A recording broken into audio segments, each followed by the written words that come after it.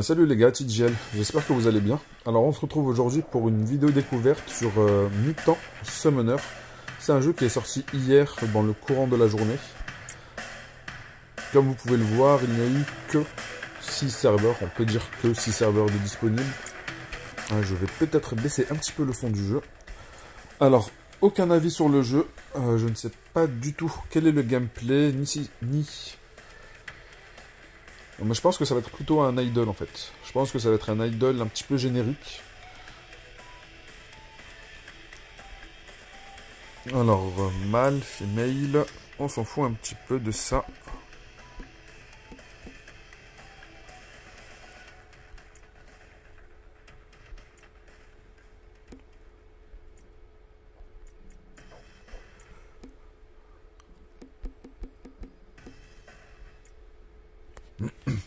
Alors c'est bien ce que je pensais, c'est un gacha qui est générique.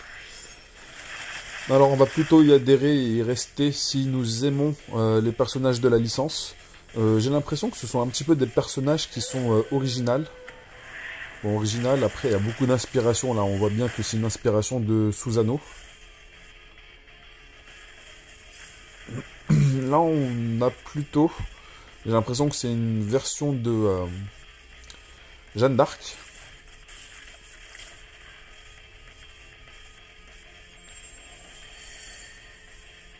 Après, j'aime énormément le fait que des licences se lancent et fassent leur propre personnage.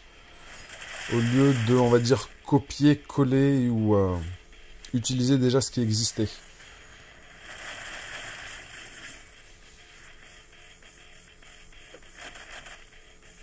Alors, est-ce qu'on peut skip? Très bien, nous pouvons skip ici.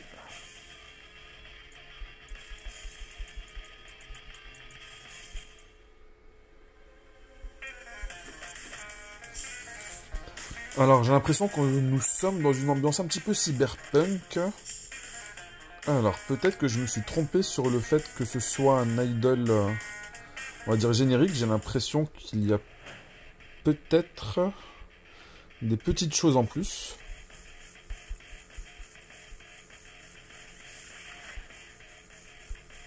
Ah non, en fait, c'était juste le chat qui est affiché en plein milieu de l'écran. Je trouve ça un petit peu dérangeant.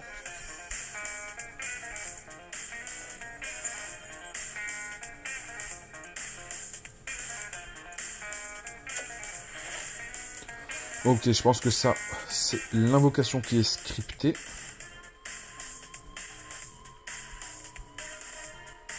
Non, c'est pas, je pense, c'est garanti.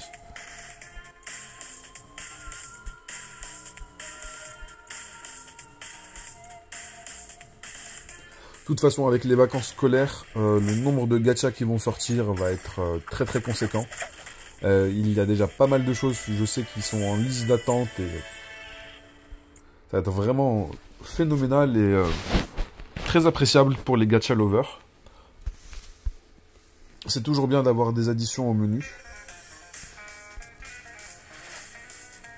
Après, c'est sûr que la sortie de Etheria Restart va faire un petit peu d'ombre pour ceux qui aiment bien les jeux du style de Etheria Restart.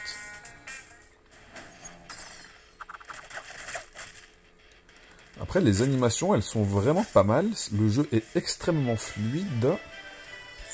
Le skin des personnages, je trouve que ça va. Je trouve que ça reste extrêmement soft. Ce n'est pas genderlock. Franchement, le jeu, je le trouve plutôt propre.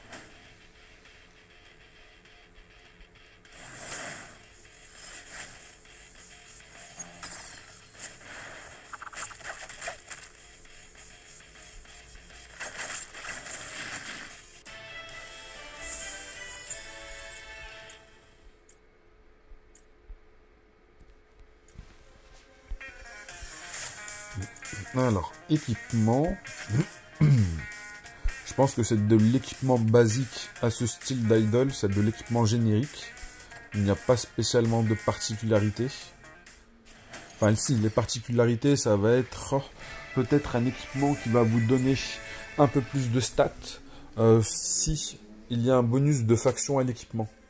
Et que vous devez attribuer à la bonne faction, bien sûr.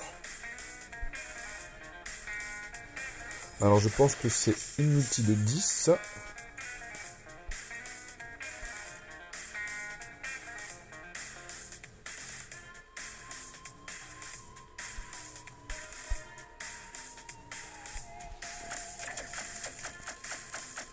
Ok, nous avons récupéré Nobel.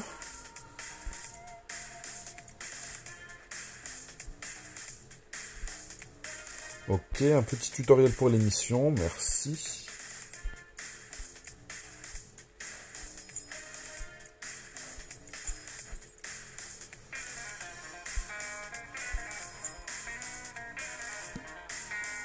Alors on a un event. Ok, Einstein. Pourquoi pas. Nobel, lorsque je l'avais mentionné, je pensais au prix Nobel. Et Nobel aussi, qui est une personne qui a donné le nom au prix Nobel. Ok, Hattori Hanzo. Du coup, j'ai l'impression que ça reprend quand même pas mal de personnages historiques. Homère, ok. Par rapport à l'Odyssée, je pense.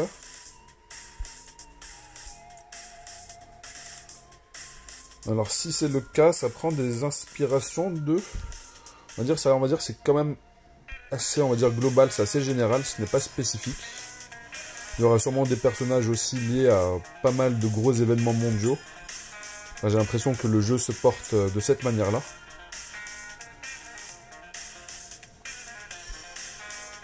Alors, qu'est-ce qu'il y a ici? Alors, peut-être que c'est un ticket de personnage. Ah non, c'est un ticket d'équipement. Ok, comme récompense de préinscription, je trouve ça un petit peu léger. Honnêtement, nous donner un équipement que l'on va récupérer d'ici quelques jours, j'aurais préféré plutôt un coffre sélectif de personnages, ça aurait été plus intéressant. Alors Nobel, qu'est-ce que tu fais? Bon, déjà, elle a 4 compétences, on va regarder les personnages SR, ils ont 3 compétences. Ok, 3 aussi ici. Mulan aussi. Alors, qu'est-ce que tu fais? 60% de dégâts à tous les ennemis avec 30% de chance d'appliquer une brûlure qui va durer pendant 2 tours. La brûlure, c'est 15% d'attaque. Chaque tour, pendant les 2 tours. Ok, ça veut dire que globalement, elle va faire 60% de dégâts directs à tous les ennemis.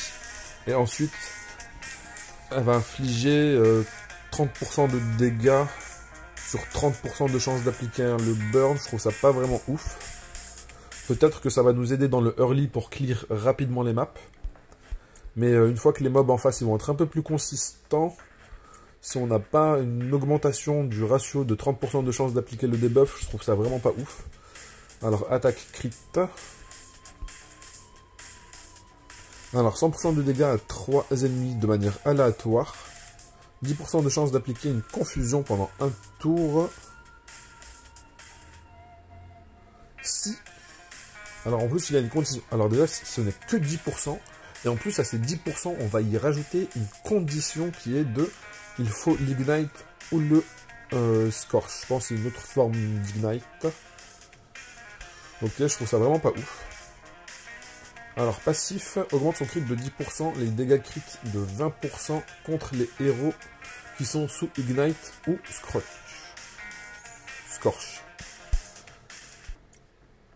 Je la trouve vraiment pas ouf.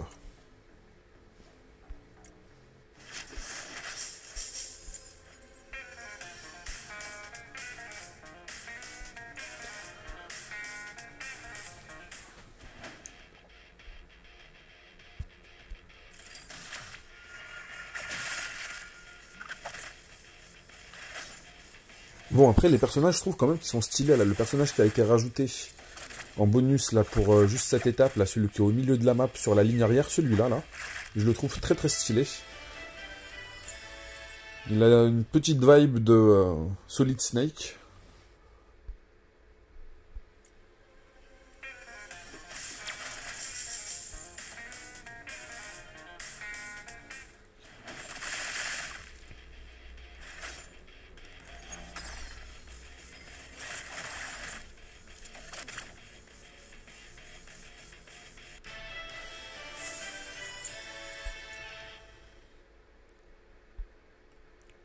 Alors pour aller aux étapes suivantes, il faut que j'atteigne le niveau 10. Ou peut-être que je me suis trompé. Ou peut-être que je l'ai déjà atteint.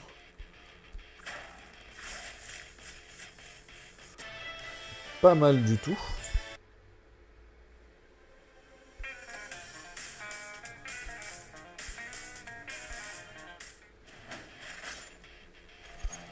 Alors on aura le skip qui va être débloqué à partir du niveau 15. Et j'ai l'impression que même si ça nous prend un petit peu la tête, les combats, on peut les cacher. On pourra peut-être pas cacher les combats de boss. Alors, Hyde. Alors, Guan Yu. Ok, je me doutais aussi que nous allions avoir des personnages des 3 royaumes. Mais là, j'ai l'impression que c'est plutôt... on est plus sur du Sparte, là. En face, j'avais l'impression que c'était plus un personnage qui était comme... comment il s'appelle, le roi de Sparte? Ah, je l'ai oublié. Alors, est-ce qu'il faut envoyer un message?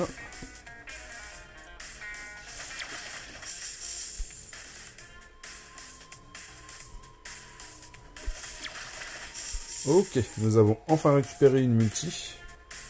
Parce que honnêtement, je suis un petit peu déçu de l'autre personnage que l'on m'a donné.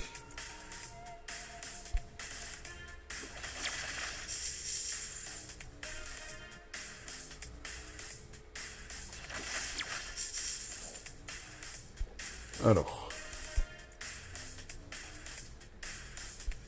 il faut bien penser à recocher le x10 à chaque fois, j'ai l'impression.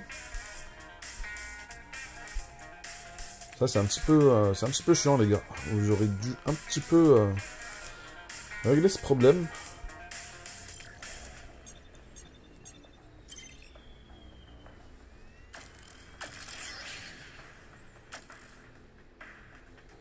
Ok, Siegfried. Franchement, même pour un 3 étoiles, je le trouve stylé. Bon, on va pas le jouer.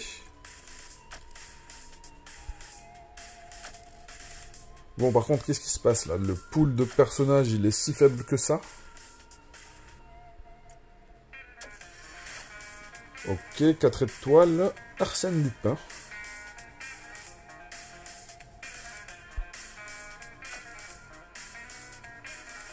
Hohenheim. Qu'est-ce qu'il vient foutre ici?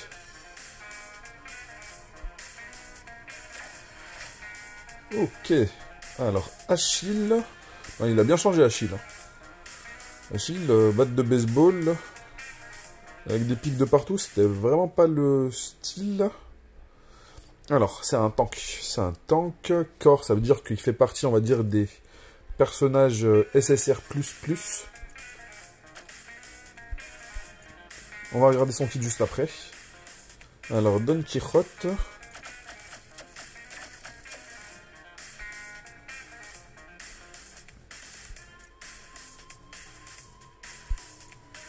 Alors, quel est son kit à celui-là? Synchronicité. Il protège 2 alliés avec l'attaque la plus élevée. Alors, partageant 40% des dégâts qu'ils vont recevoir, augmentant aussi l'utilisateur et les cibles du buff. Ils vont pouvoir bénéficier d'une damage réduction de 5% et d'une augmentation au crown control, de 5% aussi. Pendant 2 secondes. Le skill il a un cooldown, enfin pas pendant 2 secondes, pendant 2 tours. Et le skill a un cooldown de 30 tours. En gros, il va pouvoir le faire cycler quasiment continuellement.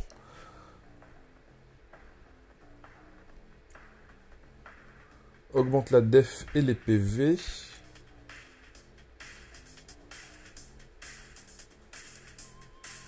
Ok, alors là, il va se dispel et il va récupérer 15% de ses PV sur un cooldown de 3 tours. En plus, c'est bien précisé. Ça, je trouve ça plutôt cool. C'est marqué en bas sur la dernière ligne, cast on turn 1. Ça veut dire que ça va être le sort qui va être utilisé au premier tour. Là, ça va être le sort utilisé au deuxième tour. Ça, c'est un passif, on s'en fout. Ça, c'est un autre passif.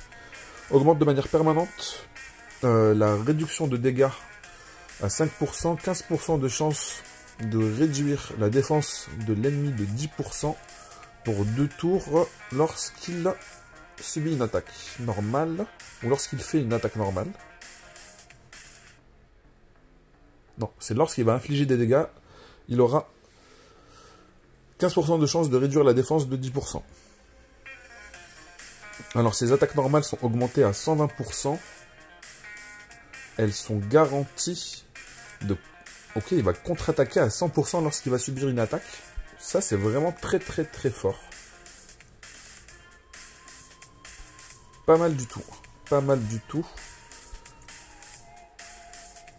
Alors par contre, il n'a vraiment pas de compétences de dégâts, à proprement parler. Du coup, ce n'est pas pertinent de lui mettre cette arme-là, mis à part pour ses auto-attaques. Mais bon, on va drop d'autres personnages, ce n'est pas un souci.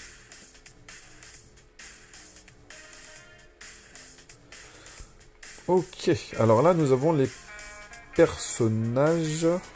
C'est comme un codex de personnages ici. On va jeter un petit coup d'œil si on peut zapper un petit peu rapidement. Ça serait cool. Apparemment non.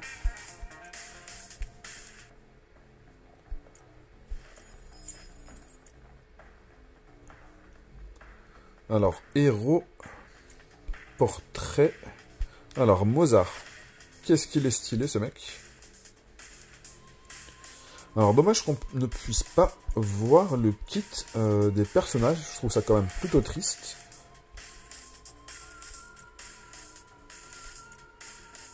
Mais en tout cas, nous pouvons... Simo Aya.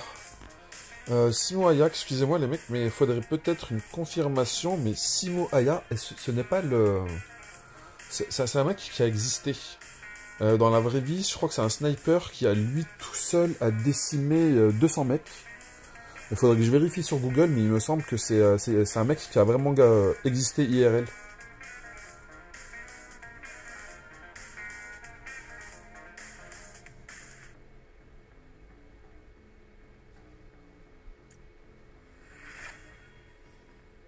Alors, Patton, Edison, Tesla.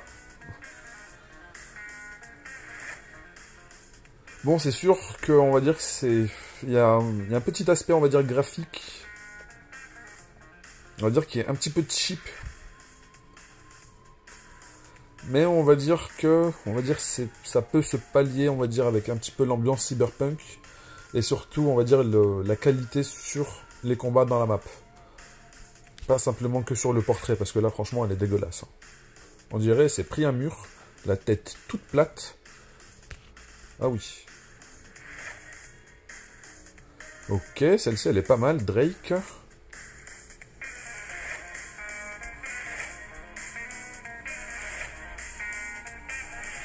Alors, Frankenstein. Nous l'avons déjà vu. Alors, Bismarck. Bismarck. C'est qui ce mec déjà? Il a existé IRL. Il me semble que c'est un grand conquérant. Marie Curie. Alors, Capitaine Hook. Raver. Franchement, je vois pas. Quelle est la référence? Peut-être juste un... J'ai l'impression que c'est juste un mec qui aime bien danser. On voit un petit peu le style Urban Street de tenir la radio plutôt en Amérique. Au niveau de l'épaule, comme ça. Mais j'ai l'impression que pour lui, c'est aussi sa platine de mixage. Lumberjack. Ok, bon, bah lui, là, c'est le Lumberjack, c'est le bûcheron. Le bûcheron qui va directement nous taper avec des bouts de bois, là, j'ai l'impression. Ok, Mozart.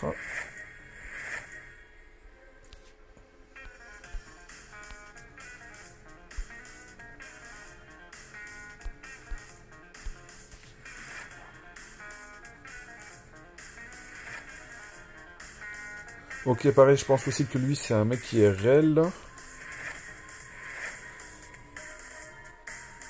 Ouais, c'est bien ça, c'est un... On voit dans le descriptif ici, il me semble que c'est un mec, c'est une légende du baseball. Non, non, pas du tout, je me trompe.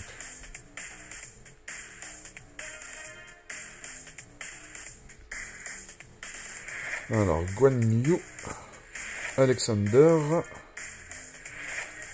Li Taipo. Bon, Achille, je l'ai récupéré, tant mieux. Anxin. Alors, Gengis Khan, franchement, je crois qu'il se sentirait un petit peu insulté. Je sais pas ce que vous en pensez, les gars, mais je pense qu'il se serait... Bon, je pense pas qu'il verrait ça comme un compliment, en tout cas. Hein. La gueule du Gengis Khan. Alors, Hattori Hanzo.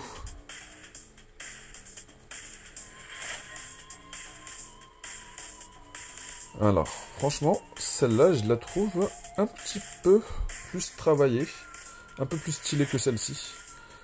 Pareil, j'ai l'impression que celle-ci, elle s'est fait renverser par un camion et qu'elle tient bizarrement.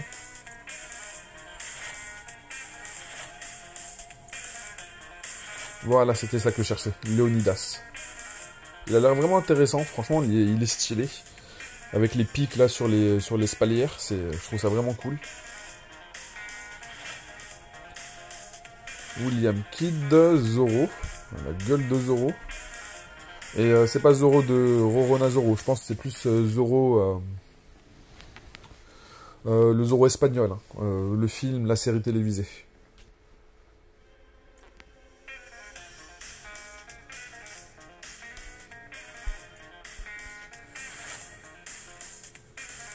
Makeda, Cléopâtre, Raffaello, Dante. Alors nous voilà avec le roi Arthur.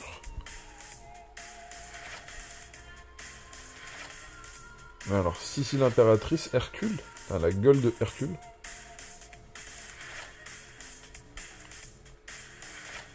Alors le fameux chat de Schrödinger. Est-il vivant ou est-il mort? Beowulf. Un petit peu pas ouf. Sainte Marie. Bon, on dirait un petit peu d'Ilibet, hein.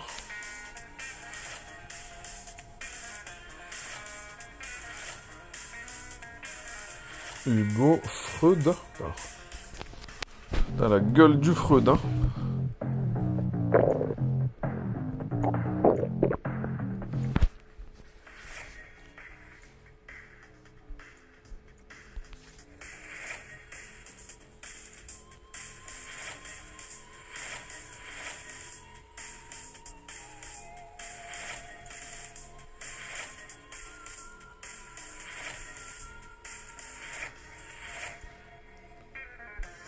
Alors ça c'était les lumières, ça c'est les darks. Alors Hassan. Quelle est ta légende Hassan?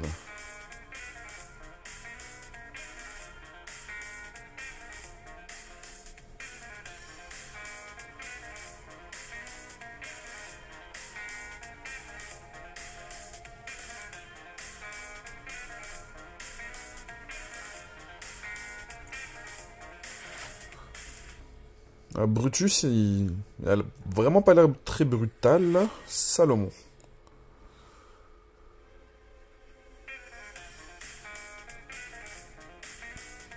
Ils l'ont représenté avec la clé.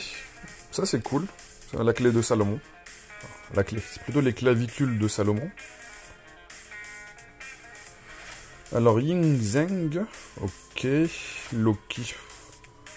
Loki, il est un petit peu trop inspiré. Il a fait trop un petit tour chez les JoJo's Adventure, là, j'ai l'impression. Ok, Himiko, je vois pas trop c'est qui.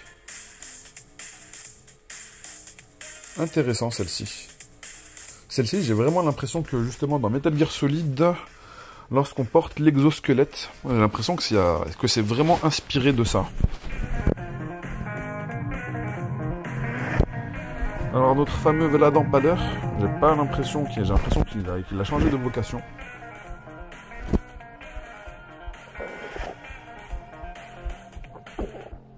Elisabeth, je me demande s'ils font pas référence à la reine d'Angleterre, à la reine Elisabeth. Paix à son âme. Alors Jack l'Éventreur. Bon, vu qu'ils viennent de mettre Jack l'Éventreur, j'ai vraiment l'impression que c'est peut-être la reine Elisabeth. Vu qu'on reste, on va dire, dans la thématique Angleterre londonienne. Celui-là, je le trouve plutôt cool, avec son gros punch qui peut servir de bouclier, avec son énorme aussi sabre, son énorme sword là, à la main droite. Bloody Mary. Intéressant. C'est vraiment dommage qu'on ne puisse pas avoir accès au kit des personnages. Bon, après Hohenheim, Bloody Mary, Jaime, Nero et Jack l'Éventreur, en fait, ce sont juste des personnages de Wish. Ils servent pas à grand chose. C'est un idol comme les autres. Si les personnages, on va dire, vous intéressent, ou si vous êtes un gacha lover qui voulait juste faire un petit tour et un petit test sur celui-là, n'hésitez pas. Sur ce, on se dit à bientôt les gars. Allez, ciao ciao.